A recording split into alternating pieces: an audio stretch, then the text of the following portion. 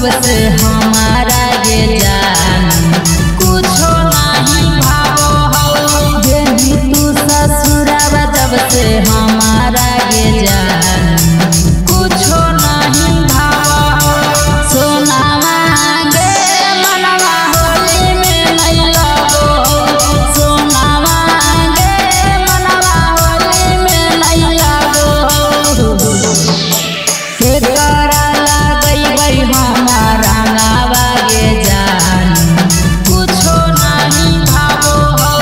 के करा लगई हमारा नावा गे जान कुछो नहीं भावो हो सोनावा गे मनवा होली में नहीं लगो सोनावा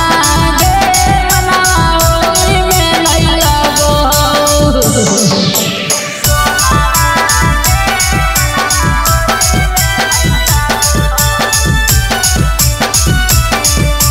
होली में तर पले गे जाना मोरा होलियो में रुइले गे जाना होली में तर पले गे जाना मोरा होलियो में रुइले गे जाना सब